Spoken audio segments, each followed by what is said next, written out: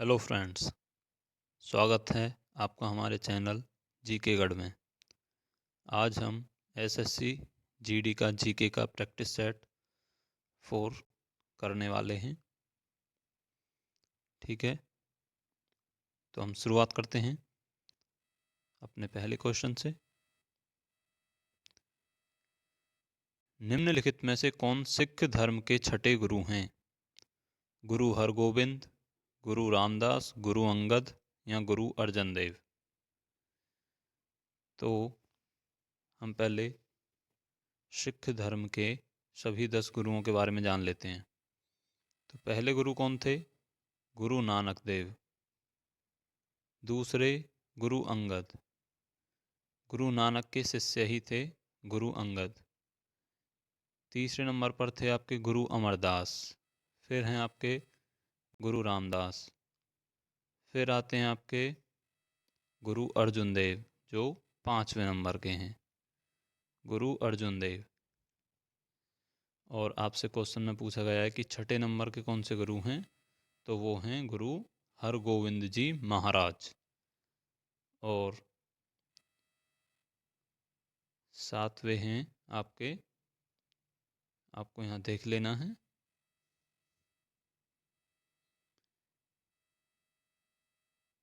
गुरु हरिराय जी महाराज। आठवें हैं आपके गुरु हरिकिशन जी महाराज। नौवें हैं गुरु तेग बहादुर। और 10वें हैं गुरु गोविंद सिंह। और गोविंद सिंह जी के बाद जो इनका धर्म ग्रंथ है उसी को गुरु मान लिया गया था सन 1708 ईस्वी से। तो चलते हैं नेक्स्ट क्वेश्चन की ओर। कारक लागत पर भारत के सकल घरेलू उत्पाद की गणना करते समय केंद्रीय सांख्यिकी कार्यालय कितने विभिन्न उद्योगों के प्रदर्शन का आकलन करता है? ऑप्शन है आपके पास 8, 4, 6, 10। तो इसका आंसर है 8। नेक्स्ट क्वेश्चन, ये सेट प्रीवियस ईयर का है, सन 2021 का। इसमें मैंने सिर्फ करंट के क्वेश्चंस ऐड किए हैं। नेक्स्ट क्वेश्चन, निम्नलिखित में से कौन सा शहर यूनेस्को की विश्व विरासत सूची में अंकित है? तो आप जानते होंगे, ऑप्शन है आपके पास भोपाल, जयपुर, कटक या धर्मशाला। तो आपका जयपुर जो शहर है, ये पहला शहर था भारत का जो कि यूनेस्को की विश्व विरासत सूची में शामिल हुआ था। एक शहर और है, वो है अहमदाबाद। वो गुजरात का शहर है, ये जयपुर राजस्थान का है। वर्तमान में यूनेस्को की विश्व धरोहर सूची में भारत के कुल 40 स्थल हैं और 40वां जो सबसे नवीनतम है उसका नाम है धौलावीरा। धौलावीरा कहाँ पर है? ये गुजरात में। और धौलावीरा हड़प्पा सभ्यता से संबंधित एक शहर है। और आपसे पूछ लिया जाए 39वां स्थल कौन सा है, तो वो है काकतीय रुद्रेश्वर रामप्पा मंदिर। ये कहाँ पर है? तेलंगाना में। आपसे ये भी क्वेश्चन पूछा जाता है कि जयपुर की स्थापना किसने की थी, तो सवाई जय सिंह द्वितीय द्वारा की गई थी। Next question, world happiness report 2022 के अनुसार भारत का स्थान क्या है? तो वर्ल्ड हैप्पीनेस रिपोर्ट में भारत का स्थान है 136वां, ऑप्शन नंबर 2। तो यहाँ नीचे कुछ मैंने इम्पोर्टेंट इंडेक्स जो हैं वो लिख दिए हैं, जिनमें भारत की रैंक क्या है देखते हैं। ग्लोबल इनोवेशन इंडेक्स 2022 में भारत की रैंक है 40। ह्यूमन डेवलपमेंट इंडेक्स इसमें 132। हेनले पासपोर्ट इंडेक्स 2022 ये क्वार्टर थर्ड में है, जो इस समय है rank 87। Next, global gender gap index इसमें 135 है। वर्ल्ड प्रेस फ्रीडम इंडेक्स इसमें 150 है। Next question, democracy report, democracy means लोकतंत्र, यहाँ पर आता है 93। और इंटरनेशनल इंटेलेक्चुअल प्रॉपर्टी इंडेक्स, इसमें भारत की रैंक है 43। अंतर्राष्ट्रीय intellectual property index. Next question की ओर चलते हैं। पोटेशियम का रासायनिक प्रतीक है। तो पोटेशियम का रासायनिक प्रतीक क्या है? Ca, Pli या K? तो आप जानते हैं, देखिए Ca किसका होता है? कैल्शियम। किसका? Calcium. P phosphorus.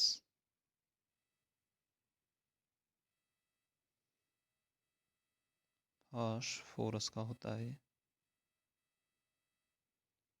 Li lithium. Lithium. और K होता है आपका पोटेशियम।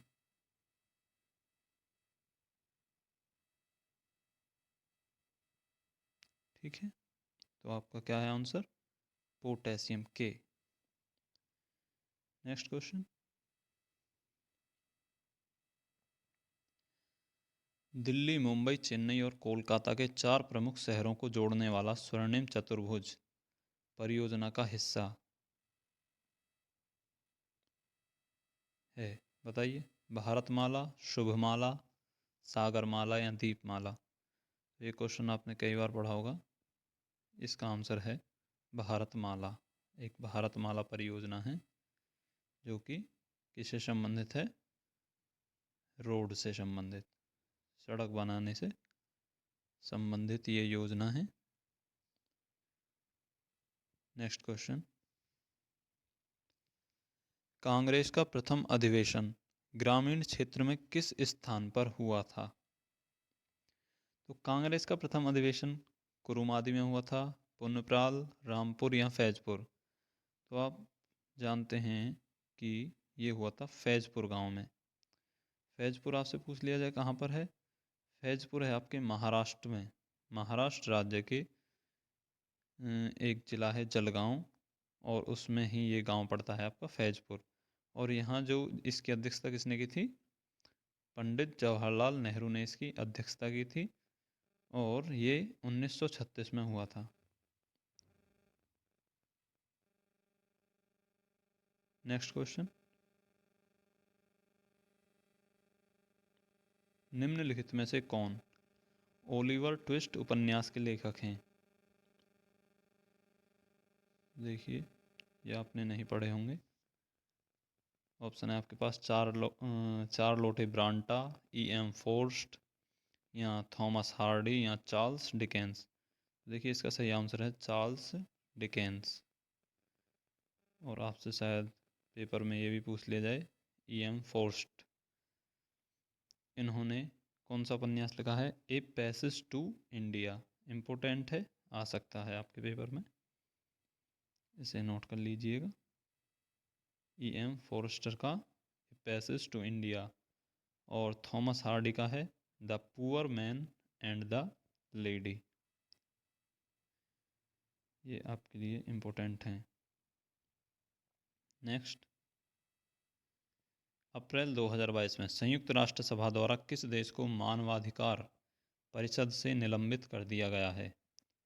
तो ये है आपका चीन, रूस, यूक्रेन, यमन। तो इसका आंसर है रूस। रूस को मानवाधिकार परिषद से निलंबित कर दिया गया है। किस वजह से? यूक्रेन पर युद्ध की आक्रमण की वजह से। Next question. मूंगफली की खेती के लिए उसके बढ़ते मौसम में न्यूनतम कितनी वर्षा की आवश्यकता होती है? 130 से 155 सेंटीमीटर, 20 से 40, 50 से 125 या 30 से 45 सेंटीमीटर? तो इसका आंसर है 50 से 125 सेंटीमीटर की आवश्यकता होती है। आपको कमेंट में बताना है कि भारत के किस राज्य में सर्वाधिक मूंगफली का उत्पादन होता है। ठीक है। Next question. ओलंपिक खेलों के चिन्ह में वलयों के 5 रंग लाल, नीला, हरा, पीला और हैं। बताइए और कौन सा है? 4 आपको दिए गए हैं। तो भूरा, नारंगी, स्लेटी या काला। तो ओलंपिक खेलों के चिन्हों में 5 रंग होते हैं, लाल, नीला, हरा, पीला और काला। और ये पांचों जो रिंग्स हैं ये सभी अलग अलग महाद्वीप को रिप्रेजेंट करते हैं। तो जैसे आपका पीला है येलो, तो ये करता है आपके अफ्रीका को रिप्रेजेंट, अमेरिका को रेड वाला, एंड हरा जो करता है एशिया को, ब्लैक करता है यूरोप को, और ओशिनिया को करता है ब्लू। ओशिनिया मतलब ऑस्ट्रेलिया, ये है ऑस्ट्रेलिया से संबंधित।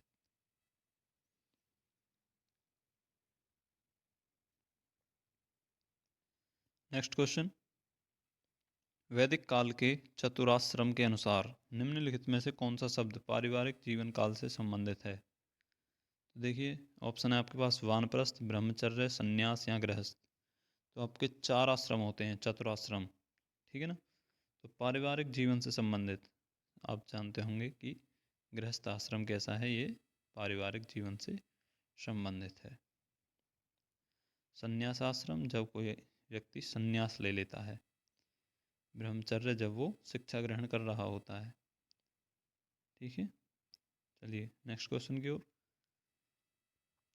भारत के संविधान के निम्नलिखित में से किस अनुच्छेद में 6 वर्ष से कम आयु के बच्चों के लिए प्रारंभिक बाल्यावस्था, देखभाल और शिक्षा का प्रावधान है? देखिए आपके पास है अनुच्छेद 45, 35, 44 या 53। आपका आंसर है आर्टिकल 45 के तहत जो है 6 वर्ष से कम आयु के बच्चों के लिए प्रारंभिक बाल्यावस्था में जो है शिक्षा का प्रावधान है। तो शिक्षा से संबंधित आपके आर्टिकल कौन कौन से हैं? आर्टिकल 45, आर्टिकल 21 और 21 में भी आर्टिकल 21, ठीक है। और आपसे पूछ लिया जाता है 51, आर्टिकल 51 भी ये शिक्षा से संबंधित है, ठीक है। चलते हैं नेक्स्ट क्वेश्चन की ओर।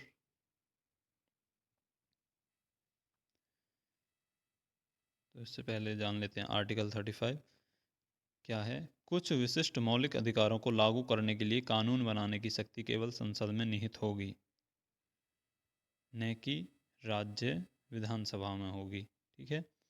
आर्टिकल 44 ये नागरिकों के लिए समान नागरिक संहिता से संबंधित है। राज्य भारत के सभी क्षेत्रों में नागरिकों के लिए एक समान नागरिक संहिता सुनिश्चित करने का प्रयास करेगा। आर्टिकल 53 तो ये कार्य संघ की कार्यकारी शक्ति राष्ट्रपति में निहित होगी और वह इसे संविधान के अनुसार सीधे अपने अधीनस्थ अधिकारियों के द्वारा इसका प्रयोग करेगा, ठीक है। चलते हैं नेक्स्ट क्वेश्चन की ओर। भारत की संविधान सभा ने किस वर्ष राष्ट्रगान को अपनाया था? 1950 में, 1947 में, 1952 में या 1949 में? देखिए सन 1947 में तो हमारा देश आज़ाद हुआ था, ठीक है। और राष्ट्रगान को जब अपनाया था वो था सन 1950। 24 जनवरी सन 1950 को राष्ट्रगान को अपनाया गया था, ठीक है। चलते हैं नेक्स्ट क्वेश्चन की ओर। वारली चित्रकला की वारली जनजाति के लोगों द्वारा बनाई गई आदिवासी कला की एक शैली है। तो ये किस राज्य से संबंधित है ये आपको बताना है। बिहार, केरल, महाराष्ट्र या असम? देखिए जो वारली चित्रकला है, आपने नाम सुना होगा मुंबई में, वारली मुंबई, तो ये महाराष्ट्र से संबंधित है। वारली पेंटिंग्स महाराष्ट्र। और बिहार से आपसे पूछ लिया जाए तो बिहार में होती है आपकी मधुबनी पेंटिंग, ठीक है। केरल में पूछ लिया जाए तो भित्ति चित्रकला। नेक्स्ट क्वेश्चन, धौलागिरी में हिमालय की एक चोटी है, धौलागिरी किस जगह पर? किस हिमालय में, ये आपको बताना है, किस हिमालय में धौलागिरी एक चोटी है हिमालय की, ठीक है। तो गढ़वाल, कुमाऊं, भूटान या नेपाल, बताइए। तो इसका आंसर है आपका नेपाल। नेपाल में है धौलागिरी, ठीक है।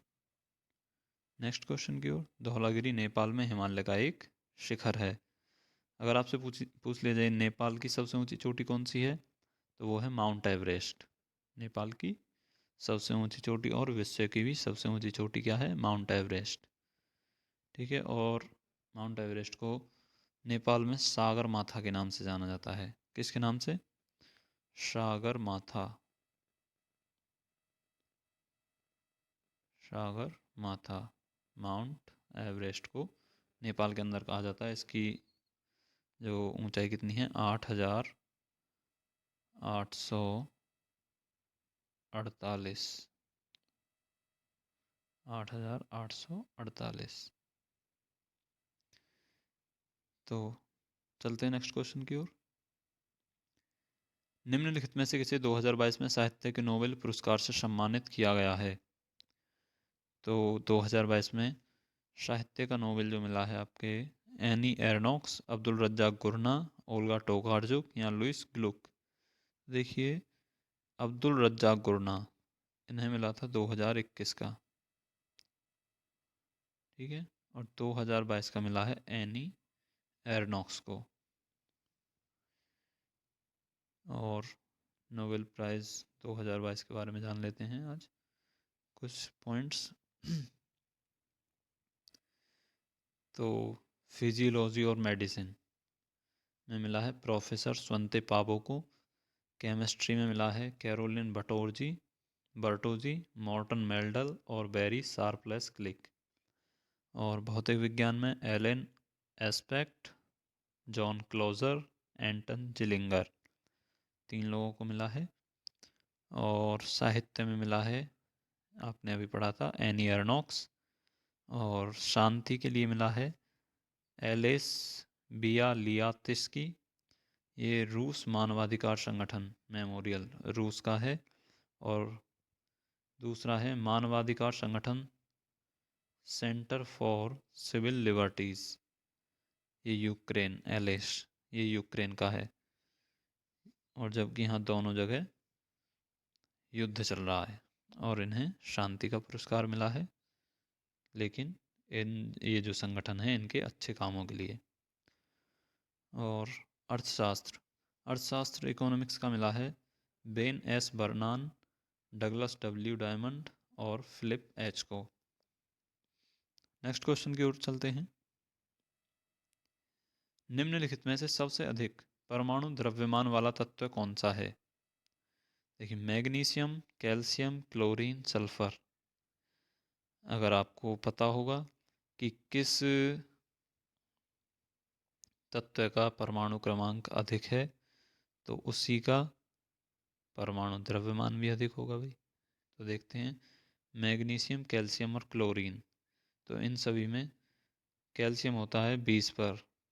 और हम जानते हैं क्या क्या होता है, कैल्शियम का परमाणु क्रमांक 20 होता है, मैग्नीशियम का 12 होता है, क्लोरीन का 17 और सल्फर का 16।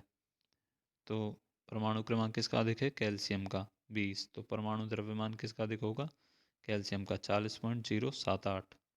और सभी का कम है, तो इसका आंसर है आपका कैल्शियम। ये सभी क्वेश्चन आपके एसएससी जीडी 2021 से लिए गए हैं। नेक्स्ट क्वेश्चन, कॉमनवेल्थ गेम्स 2022 अभियान में भारत पदक तालिका में चौथे सर्वश्रेष्ठ देश के रूप में उभरा। कॉमनवेल्थ गेम्स 2022 में कुल कितने गोल्ड, सिल्वर और ब्रॉन्ज मेडल भारत द्वारा जो जीते गए हैं। तो टोटल जो पदक भारत द्वारा जीते गए थे 61। और इसी के साथ भारत 61 जो मेडल जीतने के साथ कौन से स्थान पर रहा, चौथे स्थान पर, 4th रैंक रही भारत की राष्ट्रमंडल खेलों में इस बार। और अगर हम बात करें भारत की ओर से पहला गोल्ड मेडल किसने जीता था 2022 में कॉमनवेल्थ गेम्स में? मीराबाई चानू ने 49 किलोग्राम भार वर्ग में। तो ये देखिए आपसे पूछा जा सकता है, तो कुछ मैंने इंपॉर्टेंट पॉइंट्स यहाँ पर लिख दिए हैं, आपको पढ़ लेना है इन्हें। और ये कौन है? एक वेट लिफ्टर हैं, ठीक है, मीराबाई चानू। और अंतिम गोल्ड मेडल किसने जीता था? शरथ कमल ने, टेबल टेनिस पुरुष एकल में, ठीक है। तो टेबल टेनिस से संबंधित हैं शरथ कमल। और इनके बारे में कुछ और जान लेते हैं कॉमनवेल्थ में। तो फर्स्ट रैंक पर जो रहा था वो ऑस्ट्रेलिया 178 पदक के साथ, सेकंड रैंक पर रहा इंग्लैंड 176, और थर्ड पर था आपका कनाडा 92, और फोर्थ पर आपका इंडिया। चलते हैं नेक्स्ट क्वेश्चन की ओर। क्वेश्चन नंबर 20, आज का लास्ट क्वेश्चन। निम्नलिखित में से कौन सा रोग विषाणु के कारण होता है? तो आपके पास है प्लेग, खसरा, मलेरिया, डायरिया। देखिए आपका जो खसरा है ये वायरस के कारण होता है, खसरा होता है वायरस के कारण। प्लेग, प्लेग एक जीवाणु जनित रोग है, जीवाणु, ठीक है, जीवाणु जनित, जीवाणु, और इसे हम इंग्लिश में बोल देते हैं बैक्टीरिया, ठीक है। मलेरिया पिछले सेट में ही बताया था, ये किससे होने वाला है? प्रोटोजोआ से संबंधित रोग है। और किसके काटने से होता है? मच्छर के काटने से, मादा एनाफ्लीज जो होती है के काटने से आपका होता है। और ये प्लाज्मोडियम नाम का परजीवी होता है, और होता किससे है? प्रोटोजोआ से। बात की जाए डायरिया की, तो डायरिया जो होता है हमारा दूषित भोजन या पानी के माध्यम से कोलाई या परजीवी जैसे रोग जनक बैक्टीरिया के संपर्क में आने से। तो डायरिया भी आपका किससे संबंधित है?